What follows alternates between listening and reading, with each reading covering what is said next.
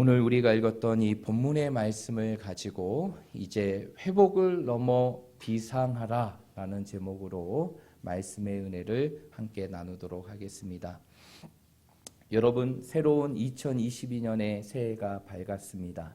그리고 우리의 삶 속에 첫 주일의 예배를 하나님께 드리는데, 오늘 이 시간부터 여러분의 모든 인생의 상과 올해의 모든 삶의 부분들이 하나님이 주시는 회복의 역사가 되고, 그 회복을 뛰어넘어 하나님께서 주시는 그 비상의 삶을 살아갈 수 있는 우리 모든 믿음의 성도들이 되시기를 주님의 이름으로 축복드립니다.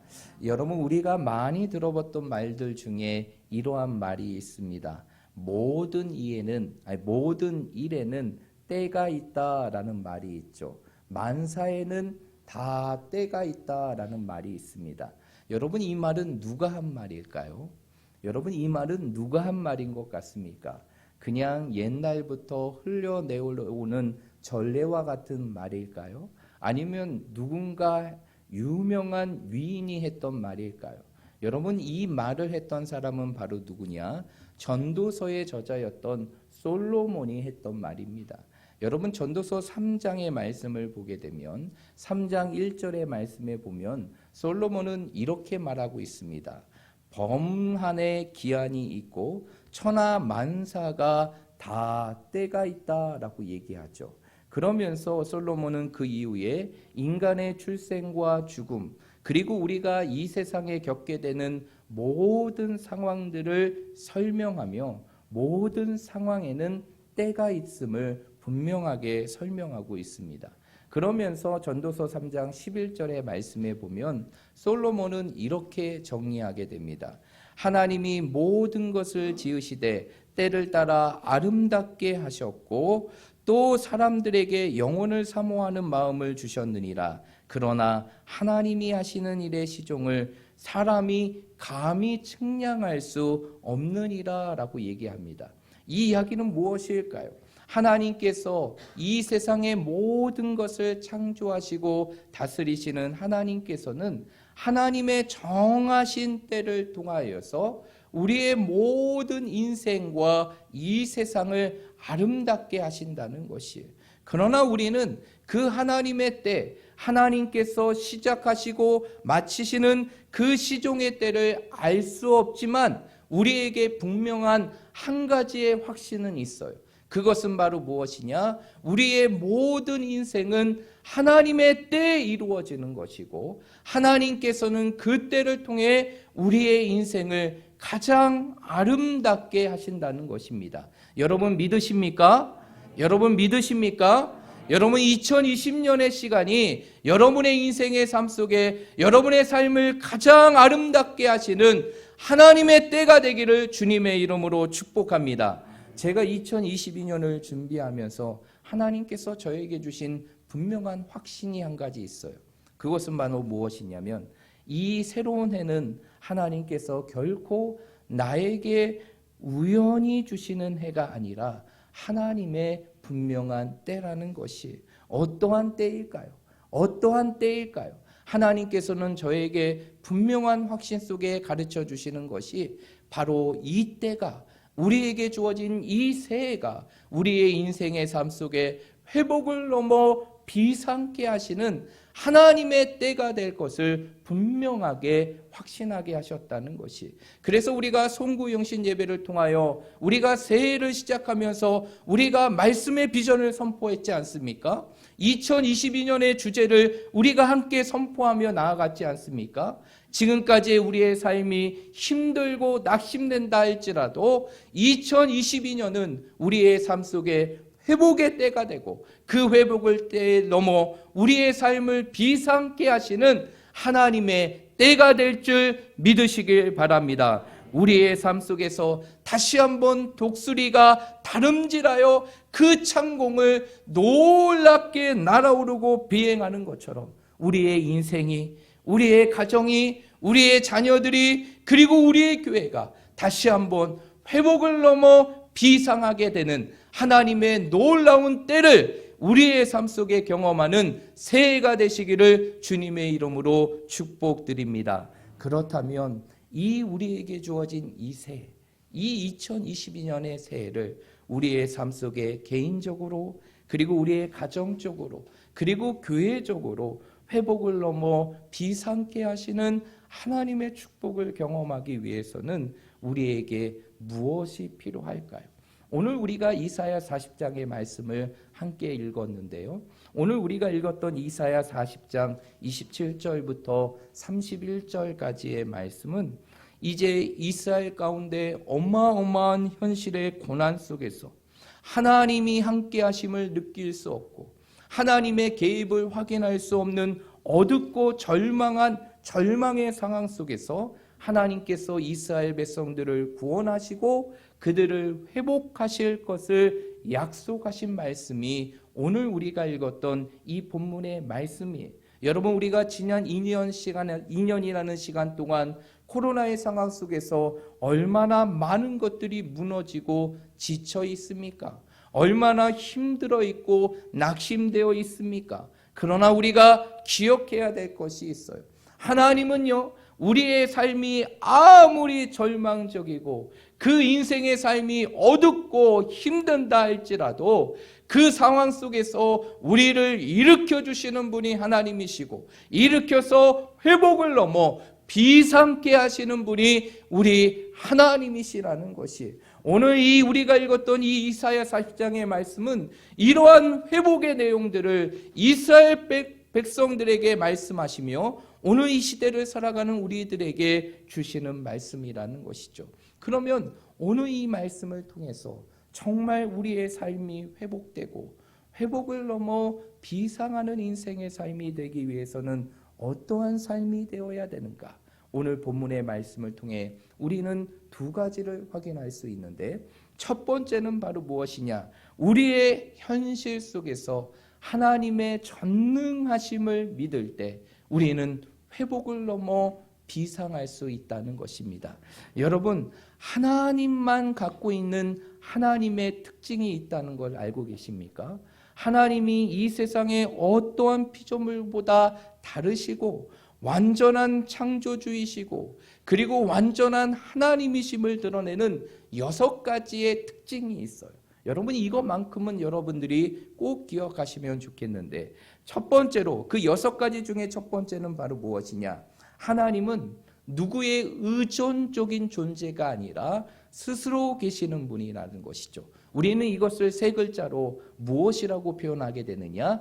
자존성이라고 합니다. 하나님은 스스로 계시는 분, 그분이 바로 우리 하나님이세요. 그런데 그 하나님은 스스로 계실 뿐만 아니라 무엇이 없으시냐? 변함이 없으세요. 시간이 지나고 그리고 세월이 흘러도 변하지 않으시는 영원하신 불변하신 하나님이 우리 하나님이시라는 것이. 그래서 하나님의 두 번째 특징은 불변하시다. 불변성이 있다는 것이에요. 세 번째로는 우리는 미약합니다. 우리는 부족하죠. 그러나 하나님은 어떠한 하나님이십니까? 완전하신 하나님. 하나님은 완전하신 하나님. 그래서 완전 그 자체이신 하나님이 우리 하나님이세요. 그래서 하나님의 세 번째 특징은 바로 무엇이냐? 완전성에 있다는 것이에요. 그런데 이 완전하신 하나님은 일시적으로 이 땅에 계시는 것이 아니라 일시적으로 우리의 곁에 계시는 것이 아니라 그 하나님은 영원히 우리와 함께 하시고 영원히 이 세상 속에 계십니다. 이것을 바로 하나님의 영원성이라고 표현하게 되죠. 그리고 또한 다섯 번째 특징은 바로 무엇이냐? 하나님은요, 우리의 모든 것을 아실까요? 모르실까요? 아셔요. 우리가 입술로 고백하지 않을지라도 우리의 모든 마음의 생각과 모든 계획을 아시는 분이 우리 하나님이십니다. 이처럼 하나님은 우리의 모든 것을 아시는데 이것을 우리가 하나님의 무엇이라고 표현하게 되느냐? 전지성이라고 표현합니다. 그리고 마지막 6번째 특징이 있는데 그것은 바로 무엇이냐? 하나님은 전능하시다는 것이에요. 여러분, 하나님이 전능하시다는 것은 어떠한 뜻일까요? 어떠한 의미일까요? 하나님은 모든 것을 하실 수 있는 분이에요. 하나님에게는 impossible, 무엇이 없습니까? 불가능이 없어요. 하나님에게는 모든 것을 할 수 있고 하나님은 불가능이 없는 분, 그분이 바로 전능하신 우리 하나님이시라는 것이. 그런데 성경은 이러한 전능하신 하나님의 모습을 너무나 분명하고 그리고 완전하게 설명하고 있다는 것입니다. 여러분, 창세기 17장 1절의 말씀에 보면 아브라함이 하나님과 언약을 맺는 그 관계의 모습이 기록되고 있어요. 그러한 가운데에서 17장 1절의 말씀에 보면 하나님은 자신을 이렇게 소개합니다.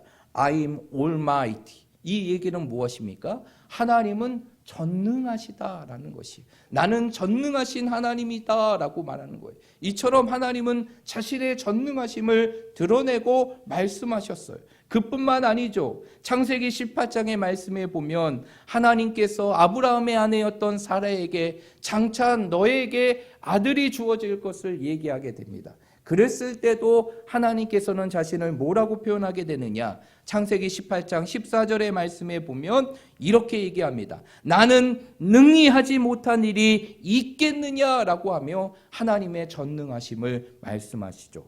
그뿐만이 아니에요. 이제 구약의 선지서의 말씀으로 돌아오게 되면 예레미야 32장 27절의 말씀에 보면 무너져가는 그 유다의 현실 속에서 하나님께서는 회복을 약속하시고 이스라엘의 구원을 약속하십니다. 그러면서 하나님은 자신을 어떠한 분으로 표현하게 있느냐? 나 여호와는 내가 할 수 없는 일이 있느냐라고 말씀하시며 모든 것을 하시는 분이 우리 하나님이시다. 우리 하나님은 전능하신 하나님이심을 분명하게 설명해 주고 있다는 것이. 그런데 여러분, 오늘 본문의 말씀에도 이러한 하나님의 전능하심의 모습이 그대로 나타나고 있다는 것이. 우리가 말씀을 통해서 한번 볼까요? 오늘 27절의 말씀에 보면 이렇게 설명합니다.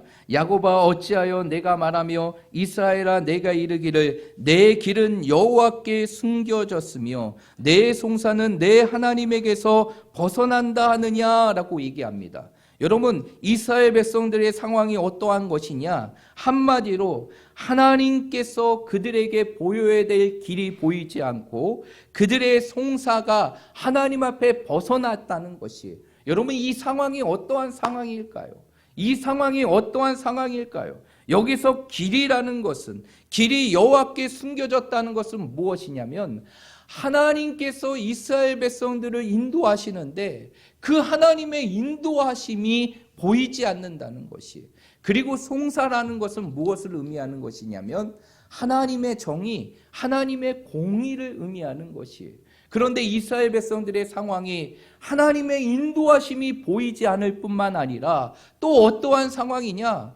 그 공의로우신 하나님, 그 정의로우신 하나님이 자신들의 모습 가운데, 자신들의 현실 속에 보이지 않는 그 절망적인 상황의 부분들을 이 이스라엘 백성들이 하나님 앞에 탄식하며 그것을 이제 이사야 선지자가 이스라엘 백성들을 향하여 고백하고 나타나고 있다는 것이. 이러한 상황 속에서 이사야 선지자는 그 이스라엘 백성들에게 아무것도 보이지 않고 하나님의 공의로움과 하나님의 정의가 나타나지 않는 그 엄청난 절망의 상황 속에서 이사야 선지자는 이스라엘 백성들에게 어떠한 하나님을 선포하고 있느냐?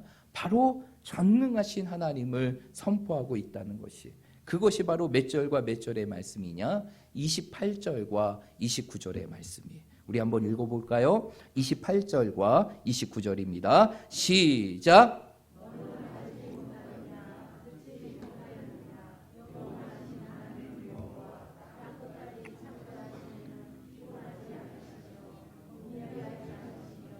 명철이 한이 없으시며 피곤한 자에게 능력을 주시며 무능한 자에게 힘을 더하시나니 아멘. 그러면서 이사야 선지자가 어떠한 하나님의 모습을 이스라엘 백성들에게 보여주느냐? 전능하신 하나님의 모습을 보여줘요. 그러면서 28절의 말씀에 보니까 그 하나님이 어떠한 하나님의 전능하심을 어떻게 표현하고 있느냐? 하나님은 영원하신 하나님 여호와 땅 끝까지 창조하신 이다라고 얘기하고 있어요. 이것은 하나님의 어떠한 부분들을 설명하는 것입니까? 하나님께서는 이 세상을 창조하신 창조주예요.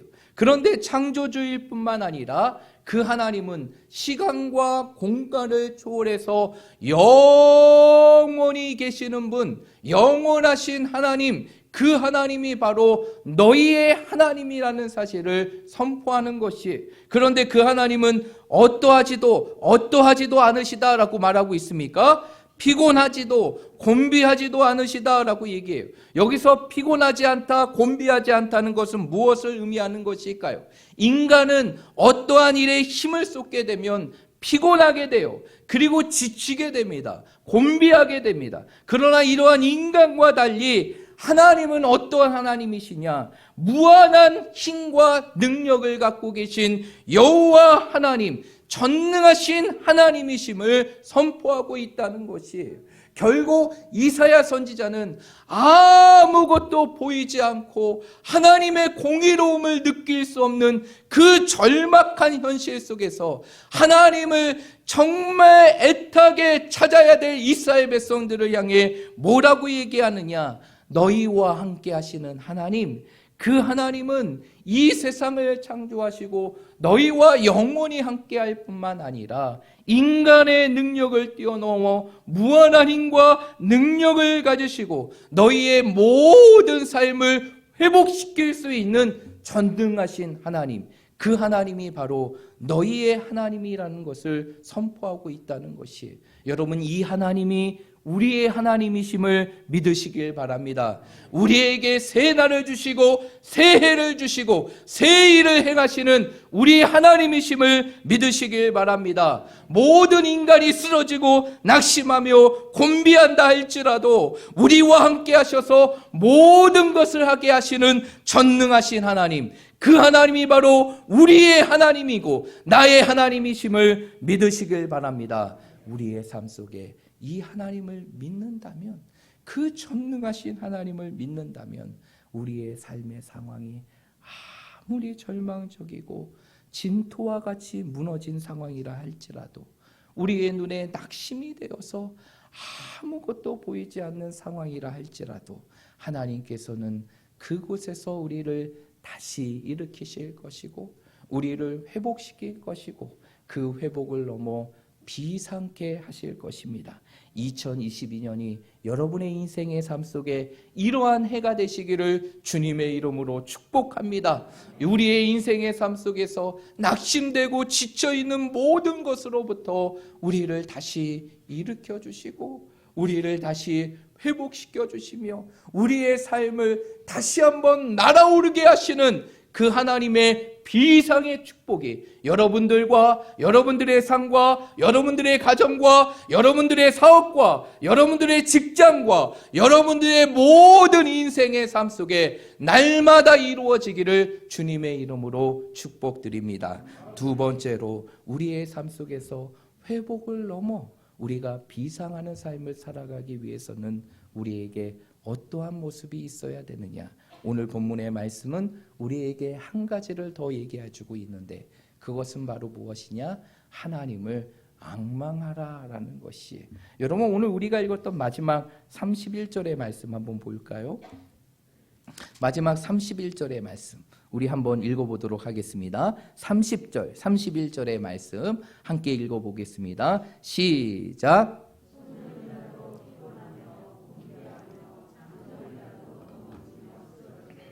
오직 여호와를 앙망하는 자는 새 힘을 얻으리니 독수리가 날개치며 올라간 같을 것이요 다른 박질하여도 곤비하지 아니하겠고 걸어가도 피곤하지 아니하리로다. 아멘. 오늘 이 말씀을 보면 하나님께서는 어떠한 자에게 새 힘을 주신다라고 말하고 있습니까? 여호와를 앙망하는 자에게 새 힘을 주신다.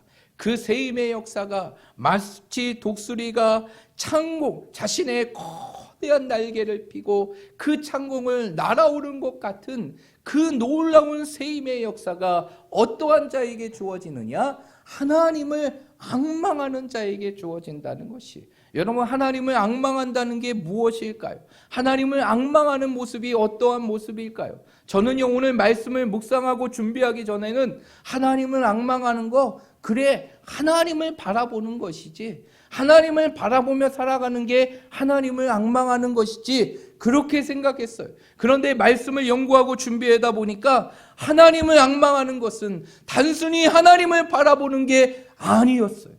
하나님을 앙망한다는 것은 무엇이냐? 자신의 연약함, 자신의 유한적, 자신의 한계를 깨닫고 내 삶에 무한하시고 전능하신 하나님을 의지하며 나아가는 것, 그것이 바로 하나님을 앙망하는 것이에요. 여러분, 여러분의 인생의 삶 속에 하나님을 앙망하시기를 바랍니다. 그러기 위해서는 우리가 먼저 해야 될 것이 있어요. 그게 뭔지 아십니까? 내 자신의 연약함을 인정할 수 있어야 돼요.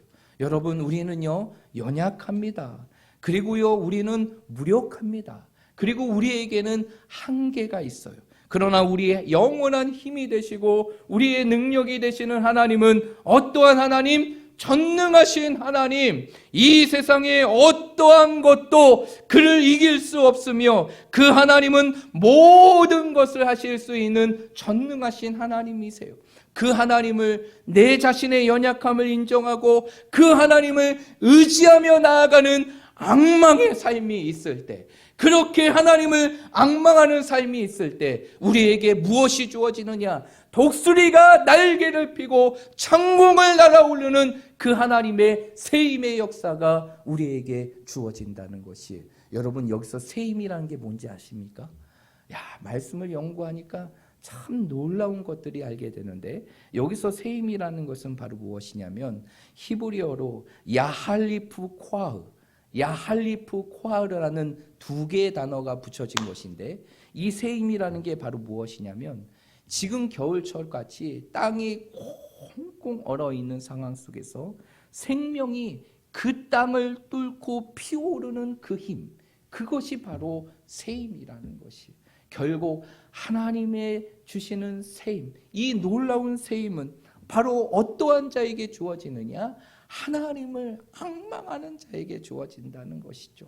하나님을, 내 자신의 연약함을 인정하고 그 하나님을 내 삶의 영원한 힘이 되시고 나의 영원한 도움이 되심을 믿고 그 하나님을 의지하며 나아갈 때 우리의 인생의 삶에 맡고 있는 어떠한 현실의 삶 속에서도 하나님께서는 다시 솟아오르고 피어나르는 새싹과 같이 우리의 인생을 다시 꽃피우게 하신다는 것이, 그것이 바로 오늘 하나님을 앙망하는 자에게 주시는 세임이라는 것입니다. 여러분의 인생의 삶 속에 이러한 세임의 역사가 이루어지기를 주님의 이름으로 축복드립니다. 2022년은 이 하나님이 주시는 세임을 통해서 정말 여러분의 인생의 삶이 다시 회복되기를 원합니다. 그리고 회복을 넘어 비상하는 하나님의 축복이 있기를 원합니다. 그래서 여러분의 인생의 삶 속에, 나와 정말 여러분의 인생의 삶 속에 올해와 같은 인생의 삶이 내 삶에 없었음을 여러분의 삶 속에 고백하고 또 고백하며 정말 그 삶을 평생에 기억할 수 있는 은혜의 시간이 되시기를 주님의 이름으로 축복드립니다. 그러기 위해서는 우리의 삶 속에서 하나님을 뭐 해야 한다고요? 앙망해야 하는 것.